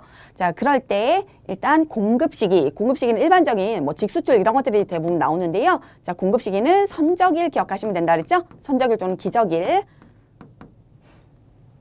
자, 수입신고 수리일 이럴 때가 아니라 그랬죠. 배에 실어야 된다 했었어요. 선적일 또는 기적일 비행기에 실어야 된다. 자, 선적일이 공급식인데요. 자, 그 이전에 환가까지 됐다. 환가가 됐다는 게 중요하다 그랬죠. 이전에 외화를 받았냐 이게 중요한 게 아니라 원화로 바꿨냐 이게 중요하다. 자, 그래서 원화로 바꿨다. 환가까지 됐다면 자, 그 금액을 그대로 과세표준으로 인정할게 그랬었죠. 자, 근데 공급 시기는 언제요? 이때잖아, 선적일. 자, 요때를 기준으로 해서 부가가치세 신고납부가 이루어지겠죠? 자, 그러면 그 부가가치세 신고납부 할 때의 그 금액은 자, 공급 시기 이전에, 선적일 이전에 환가된 금액이 있다면 그 환가에 그대로 인정. 자, 그 다음에 이때까지 환가가 되지 않았어. 근데 우리는 공급 시기인 선적일을 기준으로 부가가치세 신고납부 이런 것들이 이루어져야 되잖아요. 자, 그러면 어쩔 수 없이 환산을 할 수밖에 없다. 금액을 요때 기준으로 환산해야 된다 이 얘기죠. 자, 그래서 나머지 외화 금액에 대해서는 자, 언제의 환율을 적용해 주면 된다. 뭐 기준 환율 이런 게 중요하지 않다 그랬죠. 자, 언제의 환율, 공급 시기, 선적일의 환율을 적용해서 환산을 해주면 된다 이거였었죠. 자, 그래서 원래는 그 공급 시기 선적일의 환율을 적용해서 원화로 바꿔주면 되는데요. 자, 그 공급 시기 이전에 이미 원화로 바꾼 금액이 있다면 그 금액을 그대로 과세표준을 인정할게. 그래야지 뭐 환산손익 이런 것들 안 나올 거잖아. 그 외환차수, 뭐 외환 차익 뭐 이런 것들 안 나오겠죠? 자, 이게 그 과세표준 계산하는 방식이요. 그죠? 공급 시기, 선적일 이럴 때이다. 이게 그 우리 국내 공급이면 장기할부 판매라든지 또는 중간 지급 조건부 뭐 이런 거 해당이 된다면 약정일에 약정액만큼 과세한다 했었죠. 자, 그런데 재화의 수출 등에 대해서는요. 자, 이런 규정 없어요. 이런 규정은 국내 공급에 대한 거예요. 그렇기 때문에 장기할부나 중간지급 조건부 판매 이런 데 속으시면 안 돼. 자, 이런 거 보고 약정일에 약정일만큼 그렇게 환산해서 신고 들어가고 이러지 않아요. 그게 아니라 얘는 공급시기 선적이랑 그냥 그래서 그거 속으시면 안 돼요. 요거 주의하셔야 되고요. 자, 그 다음에 내국 신용장이나 또는 구매 확인서가 있어서요. 자, 이 내국 신용장이나 구매 확인서에 의한 공급이었다. 자, 그러면 영세율이 적용이 되죠? 수출할 물품이라는 게 입증이 된다 해서 영세율 적용을 해주잖아요. 자, 영세율이 적용된다 하더라도요. 자, 얘는 국내 공급이잖아, 이거. 국내 공급인데 수출할 거다, 수출 전 단계다 이거였었죠? 그렇기 때문에 영세율 그랬잖아. 그러면 국내 공급에 공급 시기 따라가시는 거예요. 그래서 재화였다 하면은 재화 인도하는 때 이런 데로 가셔야지. 자, 이 내가 내국 신용장 또는 구매 확인서에 의해서 영세율로 공급한 재화가 뭐 또 추가적으로 뭐 가공이 됐든 뭐 어쨌든 간에 뭐 이게 나중에 배에 실린 선적일자가 언제다 이런 것들 나온다고 속이시면 안 돼요. 속으시면 안 돼. 자, 그거랑 상관없다. 이거는 국내 공급이다. 내가 공급한 거는. 자, 그래서 국내 공급의 공급 시기 따라가셔야 된다는 거. 자, 문제 한번 볼까요? 자, 1번 보시면 자, 미국의 유사와 신용장 방식에 의한 수출 계약을 했고요. 자, 2월 15일에 선적을 했네요. 자, 2월 15일에 선적했다. 자, 그럼 선적일 2월 15일. 자, 이때가 여기 보면 환율 나와 있죠? 자, 2월 15일 1,200원. 자, 이게 우리 선적일 공급 시기 환율이다. 환율이라는 거 체크하시고요. 자, 그 다음에 수출 계약 대금은 총 5,000불이었는데요. 자, 그 중에 2월 10일. 자, 그 공급 시기 이전이죠? 자, 공급 시기 전에 2,000불을 수령을 했다. 여기까지만 나오면 안 되고요. 환가를 했다는 얘기가 나와야 된다. 자, 환가까지 했네요. 보니까 환가를 2월 12일에 했어. 공급 시기 전에 환가를 했죠. 그럼 환가한 금액이 그대로 과세표준으로 들어간다. 자, 그래서 200만 원이 그대로 과세표준. 자, 그 다음에 나머지 3,000불 남았죠? 그럼 나머지 3,000불에 대해서는 자, 환산을 해줘야 될 거잖아요. 자, 이거는 그 공급시기 이전에 환산했다는 얘기가 없죠. 환가했다는 얘기가 없죠. 자, 3,000불은 2월 15일에 수령을 해서 2월 20일에 환가했네. 자, 2월 20일에 환가했잖아. 자, 이러면 공급시기를 기준으로 환산을 해줄 수밖에 없다 그랬죠. 자, 공급시기 2월 15일 선적일이었죠. 자, 그때 기준으로 1,200원 환율 적용해서 환산해 주시면 된다. 이 얘기죠. 자, 그럼 얼마예요? 3,800불인가? 3,800만 원? 360. 더가 560만 원? 하면 560만 원이 과세 표준이 되겠죠? 공급 시기는 2월 15일. 됐죠? 자, 그 다음에 두 번째도 뭐 똑같아요. 자, 두 번째 보시면요. 미국에 있는 거래처 B사에 자, 제품을 직수출하기 위해서 선적을 했다. 언제? 8월 20일에. 자, 8월 20일이 선적일이라는 거. 선적일. 이게 선적일. 자, 총 공급가액은 10,000불이었는데요. 자, 선적일의 기준 환율은 1,000원이래요. 자, 그리고 대금 지급 조건은 다음과 같다 해서 나와 있는데요. 자, 보시면 뭐 계약금 있고 중도금 있고 잔금 있고 막 이렇게 나와 있죠. 자, 그래서 계약금, 중도금, 잔금 나오니까 이거 혹시 중간 지급 조건부 아니야? 뭐 이런 것들 따지시면 안 된다는 얘기야. 또는 장기할 판매 아니야? 이런 식으로 보시면 안 된다. 자, 이 수출에 대해서는요. 제가 직수출이죠. 자, 공급 시기 언제요? 선적일. 선적일이요. 이렇게 뭐 약정일만큼 과세하고 이런 규정 적용되지 않아요. 자, 그러면 그대로 그냥 선적일 기준으로 해서 환산해 주시면 된다. 자, 10,000불에 대해서요. 환율 1,000원이죠. 자, 그렇게 해서 1,000만 원. 자, 1,000만 원이 과세 표준이 되고요. 공급 시기는 언제요? 공급 시기는 8월 20일. 되셨죠? 자, 그 다음에 세 번째. 자, 세 번째는 구매 확인서에 의한 공급이요. 자, 내가 원자재를요. 자, 수출업자인 이사죠. 자, 구매 확인서에 의해서 공급을 했죠. 자, 그러면 뭐 영세율이 적용된다 하더라도요. 자, 얘는 국내 공급이다 했었죠. 국내 공급이기 때문에 자, 원칙적인 공급 시기 언제요? 원자재 인도시가 되겠네. 재화 인도하는 때. 자, 그래서 공급했다. 12월 20일에 공급했죠. 자, 이때가 공급 시기가 되고요. 자, 뭐 구매 확인서 발급일 이럴 때 아니죠, 당연히. 그래서 공급가액 400만 원. 자, 이게 과세 표준에 들어가 주면 되겠네. 12월 20일 공급 시기로 해서. 구매 확인서가 보면은 2022년 지금 1월 31일에 발급됐어요. 자, 이게 2021년도였나? 2023년이라고 나와야겠지? 2023년 이렇게. 자, 공급 시기가 지금 2022년 12월 20일이었는데요. 자, 근데 구매 확인서가 그 공급 시기가 속하는 과세가 끝나고 25일 이내 발급이 돼야죠. 그래서 1월 25일까지 발급이 됐으면 자, 그러면 영세율 적용이 됐겠네. 근데 뭐 요거랑 상관은 없죠. 영세율 적용되는지 여부 그거는 뭐 이 문제랑은 상관은 없어요. 과세 표준을 물어본 거니까 영세율이 적용된다 하더라도 매출 세액이 0인 거지 과세 표준이 0인 게 아니잖아요. 과세 표준은 요거 공급가액 400만 원 그대로 들어가는 거고 영세율이 적용되는지 여부는 1월 25일까지 구매 확인서 같은 게 발급이 됐다면 영세율이었는데 그렇지 않았죠. 자, 그래서 얘는 10% 과세네. 근데 뭐 그거랑 상관없다. 어쨌든 과세 표준을 물어봤기 때문에 400만 원이 12월 20일에 공급 시기로 해서 과세 표준에 포함시키면 된다. 자, 그 다음에 네 번째 수출이죠. 얘도 뭐 똑같잖아요. 계속 수출하고 첨불 4월 10일에 수령했고 환전은 4월 12일에 했대. 자, 근데 얘가 지금 선적이 언제요? 4월 4일에 선적을 했잖아요. 그럼 이때가 선적일.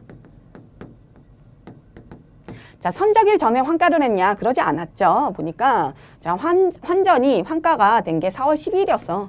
자, 이러면은 그 환전한 금액으로 인정하는 게 아니라 그랬죠. 과세표준에 들어가는 게 그게 아니라 그랬죠. 자, 그래서 4월 4일 기준으로 그냥 환산해 주면 된다. 그래서 1000불이죠. 곱하기 환율 4월 4일자 환율 100만 원이죠. 1000원. 달러당 1000원 해서 100만 원. 자, 이게 과세표준. 공급 시기는 4월 4일 선적일. 자, 그 다음에 다섯 번째도 마찬가지죠. 보시면 자, 얘는 공급 시기 언제요? 공급 시기 5월 15일 선적일 5월 15일. 자, 수출 신고 수리일 이럴 때 아니라 그랬죠? 자, 그래서 선적일 이때가 공급 시기이고요. 자, 이 이전에 환가한 게 있냐? 자, 보시면 환가한 거 1200만 원 있네. 그러니까 계약 체결일이 아까 5월 1일이었죠? 자, 요 계약 체결일에 환가를 했죠? 자, 그럼 공급시기 이전에 환가했으니까 그대로 인정. 1200만 원 인정이고요. 자, 나머지 금액. 자, 나머지 잔금 얼마 남았어요? 10,000불 남았죠? 자, 10,000불은 공급시기 환율 1,050원 적용해 주시면 된다. 이거죠? 나중에 환가했잖아, 보면. 공급시기 이후에 환가하고 있죠? 10,000불에 대해서는. 자, 이렇게 계산해 주시면 되죠. 자, 그 다음에 많이 나왔죠? 여섯 번째도 마찬가지. 여섯 번째는 섞어서 나왔어요. 그래서 요거는 뭐 충분히 풀 수 있죠. 자, 보시면 양가로 1번에 공급가액 선적일은 2022년 3월 5일. 자, 요때가 공급 시기이고요. 자, 그리고 공급가액은 자, 이렇게 계약금, 중도금, 잔금 이런 식으로 나온다고 해서 속으면 안 된다 그랬죠? 그냥 공급 시기는 선적일이고 그때 요 총 금액이 다 과세가 된다. 환산에 대한 얘기는 얘는 따로 물어보지 않았어요. 그렇죠? 그래서 100만 원 그냥 다 그게 과세표준에 들어가 주면 되고요. 자, 그 다음에 양가로 2번은 내국신용장에 의한 공급이다 되어 있죠. 자, 내국신용장에 의한 공급은 자, 국내 공급이다. 그렇기 때문에 인도일이 공급시기다 했었죠. 자, 내가 인도해 준 거는 3월 20일. 자, 그러면 요때가 공급시기가 되게 된다 이거죠. 공급시기이고요. 자, 그리고 얘가 나한테 사가서요. 그리고 이제 수출을 했죠. 그래서 수출 선적일 나와 있는데 이거랑 상관없다 그랬어요. 자, 내가 공급한 거 국내 공급이잖아. 영세율이 적용된다 뿐이지. 자, 그래서 국내 공급에 따른 공급 시기 따라가 주면 된다. 자, 되셨고요. 이제 그 다음에 마지막은 이제 혼합인데요. 뭐 아주 잘 나오는 부분은 아니란 얘기요. 이것도. 근데 얘는 그 겸용사업자 관련해서는 같이 좀 묶어서도 물어보고 막 이러기 때문에 그래서 좀 보는 건데요. 자, 공통으로 쓰던 재화를 팔았다. 그러니까 과세사업, 면세사업 겸용하는 겸용사업자이죠. 자, 겸용하는 사업자가 공통으로 사용되던 자, 그런 차량 운반구 뭐 이런 것들을 매각했다 되어 있죠. 자, 공통사용 재화의 공급이다. 겸용하던, 같이 쓰던, 공통으로 쓰던 그 재화를 공급한 경우 자, 그런 경우에 이 중에 얼마만큼만 과세를 해야 된다 했어요? 과세사업에 쓰던 만큼만 과세해야 된다 했었죠. 자, 그래서 과세 비율을 곱한 만큼 과세사업에 쓰던 만큼이다 이 얘기죠. 자, 그만큼을 과세표준에 넣어줘야 되는데요. 자, 일단 매각하기로 한 금액이 얼마예요? 내가 팔기로 한 금액. 자, 보시면 취득가액 상관없어요. 이거는 내가 팔기로 한 금액이 있잖아요. 자, 그렇기 때문에 뭐 중고가격 이런 것들 계산할 필요 없어. 여기서 간주시가 계산하시면 틀려요. 자, 그게 아니고 얘는 파는 거잖아요. 내가 매각을 하는 거잖아요. 그렇기 때문에 매각 금액이 나와요. 자, 그 중에 얼마가 나의 과세표준으로 들어가야 되냐 이게 문제인 거죠. 자, 매각 금액이 2,200만 원. 자, 부가세 포함되지 않았대. 그럼 2,200만 원이 그 해당 재화의 공급가액이 되게 된다 이거죠. 자, 이 중에 과세사업에 쓴 만큼만 부가가치세 과세할 거야 이거죠. 과세 비율 곱해주시면 되는데요. 자, 언제 거 과세 비율? 단기 과세 비율 나와요 안 나와요? 지금 단기는 언제요 보니까? 2022년 8월 8일에 매각했잖아요. 그러면 2기가 단기. 자, 얘가 전기죠, 1기가. 자, 단기 과세 비율 12월 31일 다 지나야 나오잖아요. 그러니까 단기 비율 적용할 수가 없다는 얘기야. 그때까지 뭐 상대방한테 세금 계산 안 끊어주고 기다려라 할 수 없다 그랬죠? 자, 그래서 언제 비율? 전기의 과세 비율 쓴다는 거. 이거였죠? 얘는 전기 비율 쓴다 했었죠? 자, 그래서 전기 과세 비율은 토탈 2억 원, 총 공급가 2억 원 중에요. 과세 공급가 5천만 원이네. 자, 여기에 해당되는 거. 자, 요만큼만 과세 이거죠. 550만 원. 자, 그래서 550만 원이 과세표준에 들어가게 된다. 자, 되셨죠? 그 다음에 부동산 임대업 관련된 과세표준인데요. 내가 부동산 임대업을 하고 있다면 이제 임대료 있을 수 있고요. 내 매출액 임대료 있을 수 있고, 그 다음에 보증금 받은 게 있으면 간주임대료 나올 게 있고요. 자, 그 다음에 관리비 받는 것도 있으면 관리비도 나의 매출액에 해당이 되겠죠. 자, 임대료부터 생각하실 때 자, 임대료 얘는 공급식이 주의하시면 돼. 자, 임대료 공급식이 언제요? 임대료 얘는 전형적인 계속적 공급이요. 용역 계속적으로 공급하고 있잖아. 임대가 그냥 하루 빌려주고 끝 이게 아니죠. 임대 기간 이런 게 나오잖아요. 자, 보면 보통 2 이상 과세가 걸쳐서 공급해요. 자, 그래서 계속적 공급에 해당이 된다. 계속적 공급이면 공급식이 언제? 대가의 각 부분을 받기로 한 때에 그죠? 약정일에 약정액만큼 과세한다. 자, 이게 원칙인데요. 자, 그런데 대가를 한꺼번에 받는 경우가 나오죠. 자, 이렇게 2 이상 과세기간을 걸쳐서 임대 용역을 제공을 하는데요. 자, 근데 대가를 선불 또는 후불 자, 일시에 수령했다. 자, 이런 경우 일시에 수령했을 때 아니면 용역 제공 완료됐을 때 이때가 아니라 그랬죠.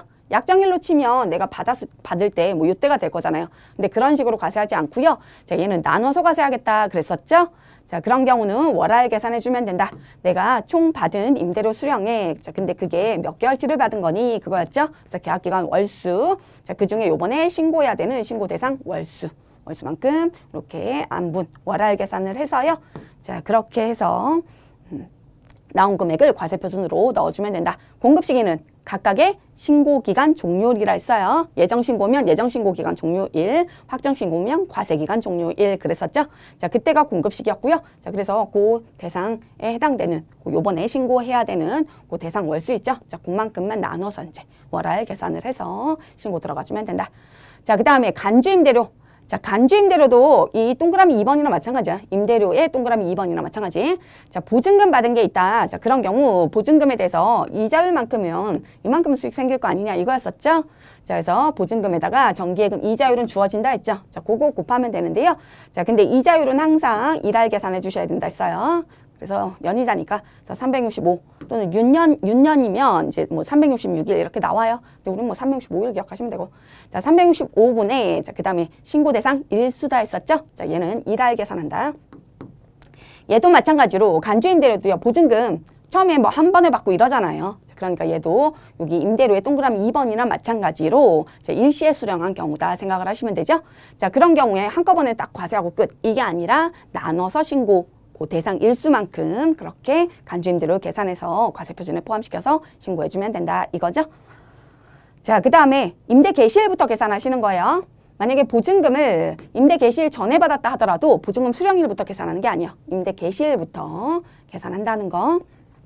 그 다음에 뭐 관리비 수입, 뭐 납입 대행만 하고 있다 이런 것들은 나의 매출 아니라 그랬죠. 내가 그냥 걷어다가 내는 것뿐이다 있었잖아. 임차인이 원래 부담해야 될 그런 공공요금 같은 거 그런 것들을 내가 걷어다가 내는 것뿐이라며 납입 대행만 한다 있었죠. 자, 그런 것들은 나의 매출액에 들어갈 거 아니죠. 당연히 뭐 그런 것들 주의하시면 되고. 자, 여기에 해당되는 거 첫 번째 2016년도에 나왔던 문제인데요. 자, 근데 뭐 그렇게 잘 나오는 부분은 아니에요. 자, 근데 보시면요. 갑은 부유상가 지금 2022년 4월 1일부터 2023년 3월 31일까지 1년간 계약을 체결했죠. 자, 그리고 보니까 첫 번째 임대 보증금이 있고요. 그 다음에 월 임대료가 있네요. 자, 월 임대료가 1,000만 원. 근데 매월 초에 선불로 받기로 하였다 되어 있죠. 자, 그러면 얘는 약정일이 언제요? 이거 계속적 공급이라 했었죠? 계속 1년 동안 공급하잖아요. 자, 계속적 공급인데 자, 약정일이 있네. 한꺼번에 받은 게 아니죠. 그래서 약정일에 약정액만큼 과세해주면 된다. 자, 그럼 우리는 2022년 1기 과세표준을 계산을 해요. 자, 그러면 임대료 부분, 월세 부분. 자, 얘는 월 1,000만 원인데요. 자, 약정일 도래한 게 몇 해예요? 자, 4월 지금 1월부터 6월인데요. 자, 임대 기간이 4월부터잖아. 그러면 당연히 4월부터 받겠죠. 매월 초. 그러면 4월 1일, 5월 1일, 6월 1일. 3개 도래했죠? 4, 5, 6월. 그런데 보니까 4월, 5월은 받았는데요. 자, 6월 달 거는 아직도 못 받았대. 6월 30일이 지날 때까지도 못 받았다. 상관없죠. 우리 약정일에 약정액만큼 했었지. 이게 회수액이 아니라 했었죠. 회수일에 회수액만큼 이게 아니라 그랬죠. 약정일이다. 자, 그렇기 때문에 못 받았어도 들어가 줘야 돼요. 과세표준에는. 자, 그래서 3회죠. 4, 5, 6월. 그래서 3천만 원. 자, 그 다음에 보증금 받은 게 있기 때문에 자, 간주임대료 계산도 해줘야 된다. 자, 간주임대료는 보니까 받은 임대보증금이 1억 원이죠. 곱하기 정기예금 이자율은 1.8% 이렇게 나온다 그랬죠. 곱하기 자, 365분의 근데 얘는 보니까 1년이 366일. 옛날에 2016년도였는데 그때가 6년이었어. 366일. 문제 가정이 나와 있었어 아예. 자, 366일 분의 요번에 신고해야 되는 신고대상 일수. 신고대상 일수. 자, 신고대상 일수는 자, 지금 1기죠? 2022년 1기. 자, 그래도 얘가 2022년 1기 동안 내내 보증금 그 임대일수가 계속 있었던 게 아니잖아요. 자, 4월 1일부터였죠? 자, 그러니까 일수도 4월 1일부터 6월 30일까지. 공급 시기는 6월 30일. 과세기간 종료. 예, 이때가 되겠죠? 확정신고죠. 자, 그럼 며칠이요? 91일? 이렇게 해서 계산해 주시면 되죠. 자, 이렇게 해서 나온 금액. 이건 직접 계산해 보세요. 자, 이게 뭐 그 관리비에 대한 얘기는 없으니까 자, 이게 과세 표준이 되겠네요. 되셨죠? 자, 그 다음에 두 번째. 자, 2013년도 기출이었는데요. 자, 얘는 뭐 나머지는 풀어보시고요. 자, 보시면 주택이 있고 그 다음에 사무용 빌딩이 있어요. 자, 주택 부분은 면세죠. 부가가치세. 면세가 적용이 되죠. 면적에 상관없다 그랬었죠. 자, 그렇기 때문에 얘는 과세될 거 없어요. 과세표준은 들어갈 거 없어. 자, 사무용 빌딩만 계산해 주시면 된다. 이거죠. 그래서 사무용 빌딩 계산해 주시면 되고요. 자, 그리고 얘는 주의하셔야 될 게 여기 뭐 토지취득비나 건물취득비, 뭐 토지취득비는 원래가 그 뭐 건설비 적수로 이렇게 인정 안 해주잖아요. 얘는 원래가 내 투자비 성격으로 인정 안 해주잖아. 자, 건물 취득비다. 자, 얘는 원래 그 건설비 적수해서 간주임대로 계산할 때 빼주죠. 그런데 부가가치세법은 건설비 적수 빼주고 이런 거 없다 그랬죠? 그죠? 법인세나 소득세나 있지. 부가가치세법은 없다. 얘는 소비세이다 했었잖아요. 나머지는 소득에 대해서 과세하는 거기 때문에 이렇게 내가 투자한 금액 이런 것들은 빼줘야 된다 했었죠. 자, 근데 얘는 빼주지 않는다는 거. 그래서 이거 상관없다. 자, 그 다음에 또 주의하셔야 될 게 임대보증금 수령은요. 자, 2022년 3월 31일에 했어요. 수령은. 자, 그렇지만 임대차 기간. 자, 임대 개시일이 언제요? 4월 1일부터죠. 자, 이러면은 그 간주임대로 계산할 때요. 4월 1일부터 계산하시는 거야. 자, 요때부터 계산하시는 게 아니라 그랬죠.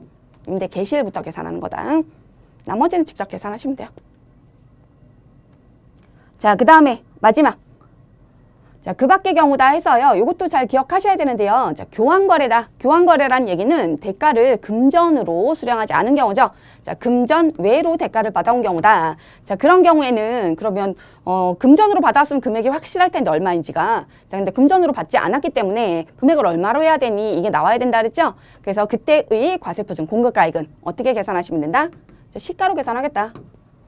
내가 준 거 있죠? 자, 준 거의 시가 그랬었죠. 자, 이게 준 게 있고 받은 게 있는데요. 자, 근데 시가라는 건 잘 안 잊어버려. 자, 그런데 뭐의 시가라는 거? 제공한, 내가 준 거. 자, 내 매출 과세 표준을 계산하려는 거죠. 그러니까 내가 준 거가 중요한 거다. 준 거의 시가. 자산 취득하고 다르다 그랬죠. 자산 교환 등으로 취득했다 하면은 그거는 내가 가져온 거, 제공받은 거. 취득한 자산의 시가로 기록해야 된다. 내 장부에. 근데 얘는 내가 판 거 과세 표준 얼마냐 이거잖아요. 자, 그렇기 때문에 내가 제공한 재화 또는 용역의 시가라는 거 그거 주의하시면 된다 했었죠. 자, 그래서 2016년도 기출문제 보시면요. 자, 기계장치 A를 주고 기계장치 B를 받아왔어요. 자, 그런 경우에 나의 과세 표준에 들어가는 거. 자, 얘는 시가인데요. 자, 시가. 뭐의 시가? 내가 준 거의 시가. 그래서 1,000만 원이 되게 된다. 800만 원 하면 틀리죠. 자, 그거 외에도 이런 것들이 있는데요. 잘 안 나와요. 과세표준 계산에 있어서 이런 것들 뭐 거의 지금 우리가 9회 정도로 분석했잖아요. 근데 그 이전 거 안 실어놓긴 했는데요. 그 이전 포함시켜도요. 뭐 부동산 등 일괄량도라든지 이런 것들 거의 뭐 10년에 한 번 나올까 말까? 그렇기 때문에 얘네들은 뭐 크게 그렇게 신경 안 쓰셔도 될 것 같아. 부동산 등 일괄량도 했다 하면은 우리 왜 순서 있었잖아. 감정가에 뭐 기준 시가, 장부가액, 취득가액 뭐 요 순서대로. 그래서 감기장치 요 순서 있었죠? 그 순서대로 안 보내주고 그런 거였는데요. 그 핸드아웃 자료에는 다 해설 다 넣어놨어요. 그래서 혹시라도 대비하실 분들은 보시면 되고요.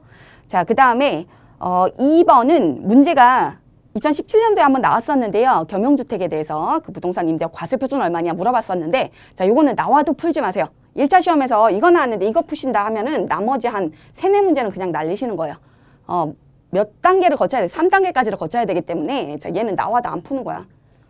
알아도 내가 풀 수 있어도 안 푸는 거예요. 그래서 이거는 풀지 마시고요. 자, 그 다음에 말 문제는 뭐 충분히 풀 수 있죠. 그래서 말 문제도 그 핸드아웃 자료에는 다 실어놨으니까, 그러니까 그거 참고로 보시면 되죠. 자, 그리고 지금 제가 부가가치세 과세 표준 관련해서요, 포인트별로 이렇게 묶어가지고 기출문제 분석을 해드렸는데, 자, 근데 정리하시는 거는 당연히 그 핸드아웃 자료를 먼저 출력을 하셔서 문제 직접 다 풀어보셔야죠.